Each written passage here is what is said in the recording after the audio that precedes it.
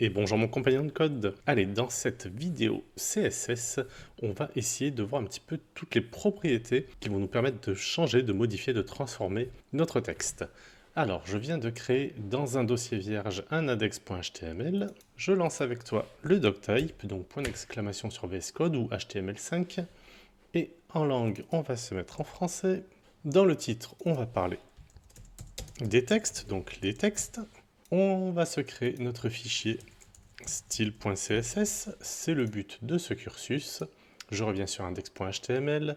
Nous allons faire notre link ici avec CSS et je lance mon live server puisque la page à droite c'était une page factice. Et c'est parti, on voit qu'il y a écrit les textes dans l'onglet, donc c'est bien ici notre fichier. Nous sommes partis, un H1, des textes et le CSS. Alors le but ça va être de lancer un petit peu les propriétés et les valeurs, et puis après à toi de faire tes tests, à toi de regarder un petit peu ce qui se passe quand tu fais tes modifications. Et c'est parti, nous allons commencer avec notre H1 qui est ici. Nous allons donc dans notre fichier CSS et faire H1, donc ici on va appeler une balise. Pour rappel, on peut appeler également une classe qui peut être multiple ou un identifiant qui sera forcément unique, mais plus spécifique. Et nous allons le mettre en bleu. Donc propriété color, valeur, blue. Donc toujours une paire, clé, propriété et valeur. Mon texte est en bleu, ça fonctionne, c'est génial, celle-ci on l'a déjà vue, pas de souci. Nous allons revenir dans notre index.html et on va se faire un premier paragraphe. Je suis en gras. Nous allons lui donner une classe, donc on se met dans la première balise ouvrante, petit espace, classe. On a les guillemets qui apparaissent automatiquement en général avec VS Code, et on va lui marquer texte-gras. Alors ça ne se mettra pas en gras parce que j'ai mis texte gras, j'aurais pu mettre truc bidule, c'était pareil. Ce qui est important, c'est de sélectionner, de copier ici le nom de la classe, et dans style.css, on va l'appeler. Comme c'est une classe, on va faire un point texte gras. Un texte gras, c'est un texte qui a du poids, donc ça s'appellera une fonte pour l'écriture, et weight pour le poids. Et on a plusieurs possibilités, alors soit des valeurs intermédiaires qui vont de 100 à 900 en fonction des fontes que vous allez pouvoir récupérer à droite ou à gauche. Nous pouvons avoir bold ou bolder, on peut avoir une différence entre gras et plus gras, ou plus fin, ou normal au cas où notre paragraphe hériterait d'une autre valeur pour cette propriété font weight. Dans notre cas, on va mettre bold.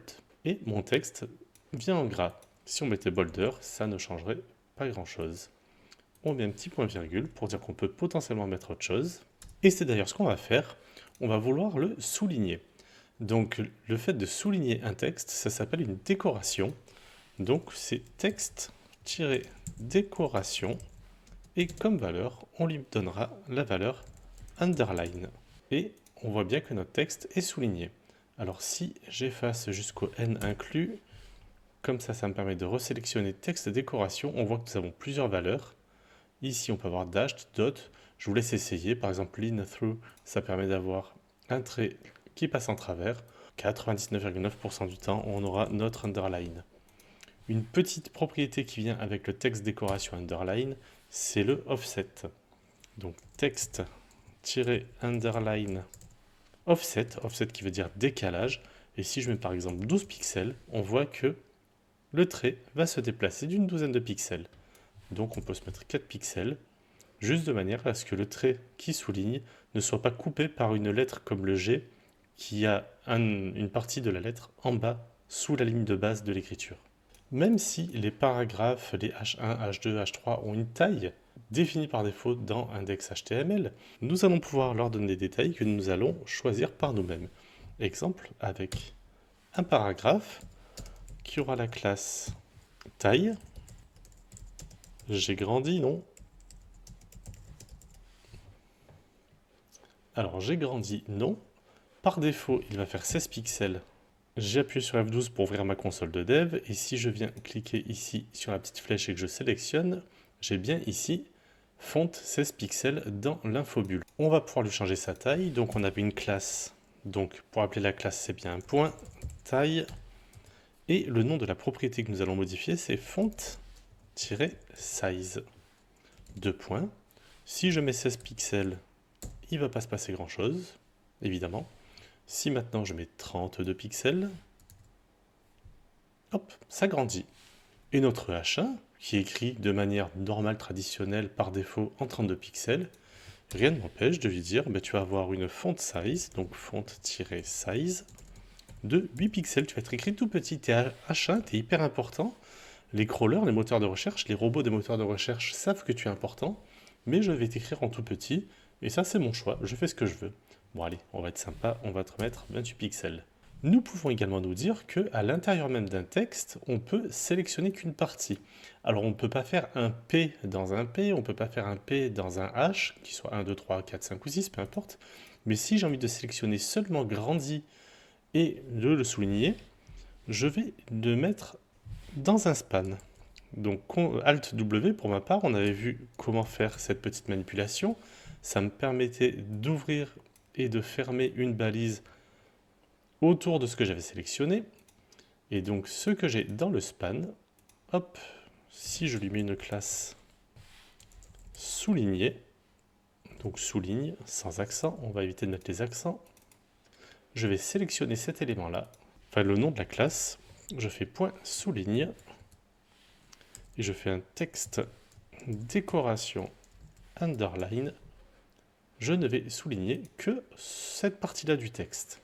Donc je rappelle, on ne peut pas inclure du texte dans du texte, on ne peut pas faire un paragraphe dans un élément H1, on ne peut pas faire un paragraphe dans un paragraphe, ça n'a pas de sens, mais si on a besoin de sélectionner qu'une partie du texte, on utilisera les balises span qui vont nous permettre de styliser juste une partie du texte. Nous allons maintenant nous faire un paragraphe un petit peu plus large, un petit peu plus gros, on va faire un lorem 500, on ne va pas faire dans la dentelle. Lorem 500 va nous éditer un texte de 500 mots, et on voit que ici, ça commence toujours à gauche, évidemment, comme dans un bouquin, mais là, je viens pas jusqu'au bord, et puis là non plus, là ça va plus loin, là moins loin, c'est quand même pas super joli. Si vous avez déjà travaillé sur Word de Microsoft, vous savez qu'on peut justifier un texte. Et bien là, c'est ce qu'on va faire. Donc classe justifie, je copie le nom de ma classe, si vous mettez un autre nom, vous copiez le nom de votre classe, vous mettez le nom que vous voulez, bien évidemment. Point justifie. La propriété, ce sera text align. Et là, on voit que notre texte, on pourra le centrer, intéressant. On va pouvoir le justifier, le coller à gauche ou à droite, start et end. Alors, left et start, ce sera la même chose, puisque nous écrivons de gauche à droite. Right et end, ce sera la même chose. Mais si on avait une écriture qui allait de droite vers la gauche, ça serait inversé. On utilisera, histoire de ne pas se tromper, left et right plutôt que end et start, qui pourrait prêter à confusion en fonction de l'écriture sur laquelle vous travaillez. Donc pour notre part, nous, ce qui nous intéresse ici, c'est le justify. Je prends justify et hop, de l'espace va se créer entre les mots, histoire que, quelle que soit la taille de la fenêtre, le texte soit bien aligné aussi bien à gauche qu'à droite. Vous voyez qu'on a des gros espaces. Alors est-ce que c'est esthétique? Je ne sais pas, mais là le texte est bien écrasé. Mais quand on commence à avoir une fenêtre un petit peu plus normale, là ça commence à être un peu plus sympa, ça donne une meilleure tête. Imaginons maintenant que minima quibusdam, j'ai envie de le mettre en italique. Alors comment faire? Alors pour sélectionner une partie du texte, souvenez-vous, on utilise span. Donc je récupère ça, je fais un Alt W. Alors pour ceux qui auraient loupé ce petit élément, on va sur File, on va sur Préférences, Keyboard Shortcut, et ici vous écrivez wrap. Vous avez Emmet wrap with abbreviation, vous cliquez dessus. Pour ma part, je fais Alt W parce que les deux touches sont à côté, elles sont collées l'une à l'autre. Et puis W pour wrap, ça me parle. Voilà, tout simplement. Et maintenant, quand on va sélectionner un élément c'est pas un mot, hein, c'est tout un ensemble de mots, on fait Alt W, j'ai ma petite fenêtre qui apparaît en haut. Je veux que ce soit du span dans mon cas, puisque je vais vouloir sélectionner une partie de texte. Je pourrais mettre tout ça dans une div, mettre ça dans un paragraphe P, peu importe. Là, c'est span, j'appuie sur Entrée et j'ai bien mon span qui apparaît. Je viens dans la balise ouvrante, je vais créer une classe, je vais l'appeler italique. Je reviens dans mon CSS, point italique. Et là, je vais donner la propriété font style. Et là, on voit que j'ai italique, oblique, ce qui veut dire la même chose dans la plupart des polices que vous allez choisir, mais il y a quelques polices où on va avoir une légère différence entre oblique et italique. Et on voit normal. Pourquoi normal? Tiens, ça me titille. Alors on va faire différemment. C'est que ça, pour l'instant, je vais l'effacer. Et là, tout mon texte, je vais le mettre en italique. Donc, pour le sélectionner, c'est facile. On lui a déjà donné une classe, la classe Justify. Enfin, Justify, j'ai pris mon accent anglais pour rien. Alors là, je vais venir faire un font style. Et je vais donc vouloir le mettre en italique. J'ai tout mon texte en italique. Mais j'ai tout de même identifié dans un span, donc ces deux mots ici. Ces deux mots ici sont dans italique et je vais changer ça en pas italique. Ça sera un petit peu plus normal. Ce qui est dans le span va hériter du contenant parent, c'est-à-dire P, puisque P est le parent, il contient son enfant en span.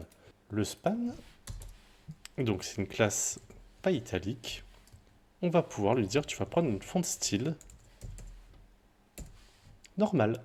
Et là, il sera écrit normalement.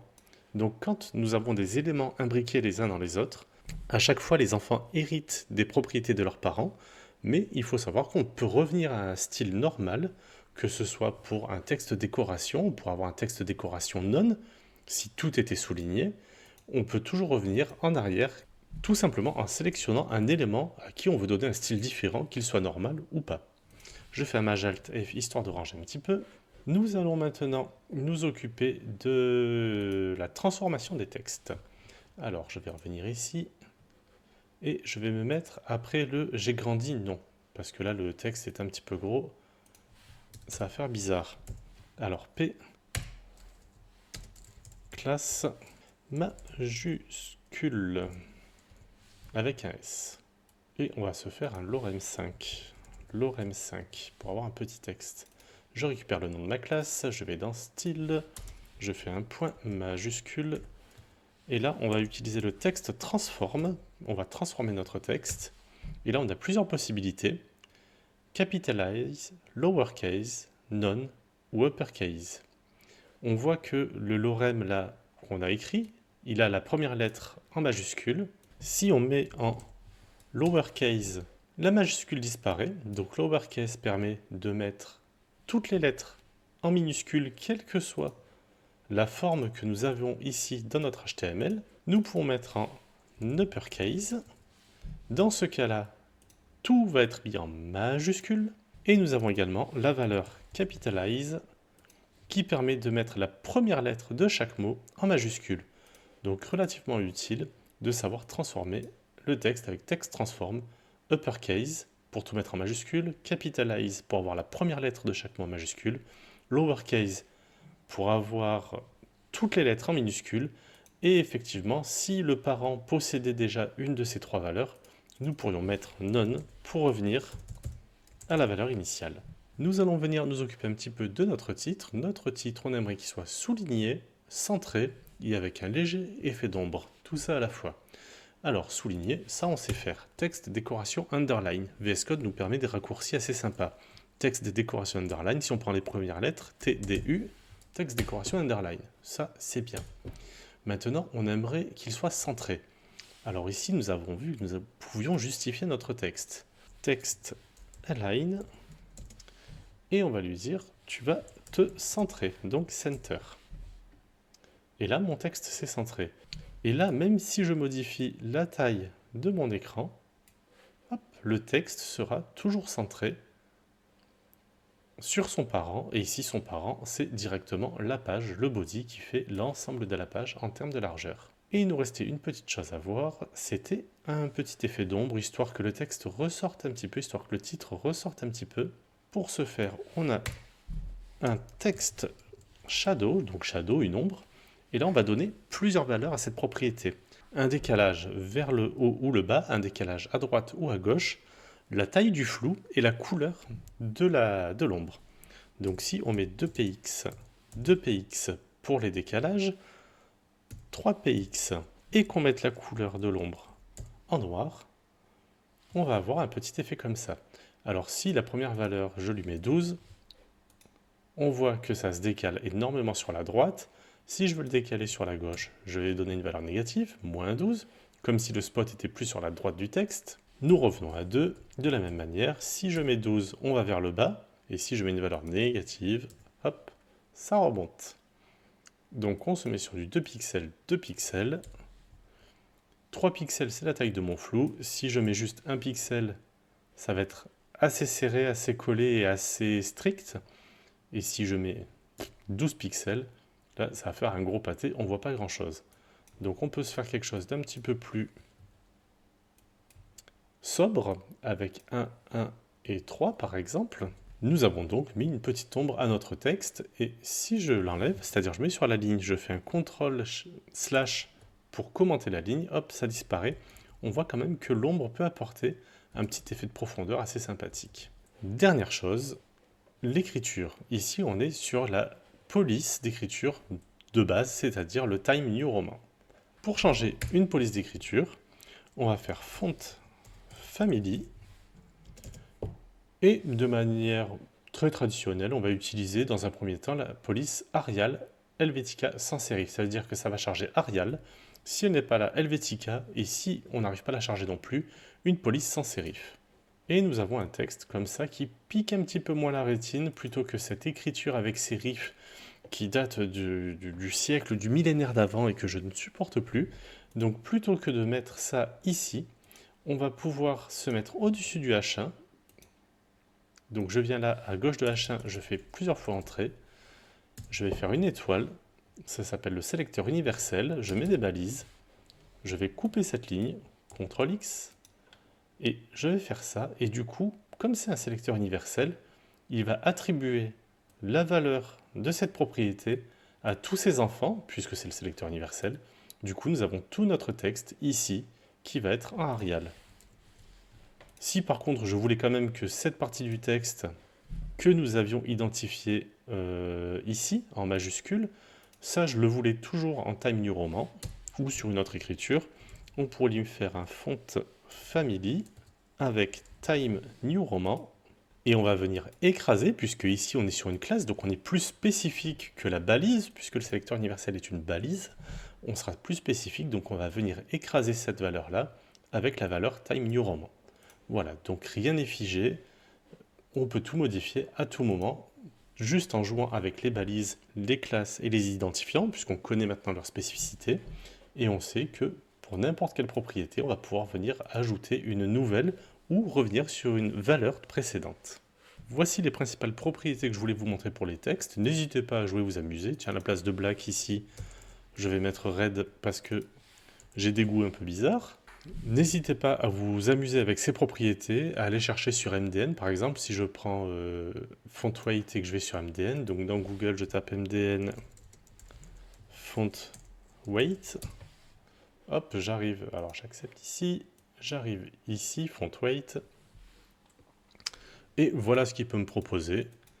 Du lighter, du bolder, du bold. Donc allez faire un peu vos recherches, faites vos tests, appropriez-vous toutes ces propriétés, et je vous dis à bientôt dans la prochaine vidéo.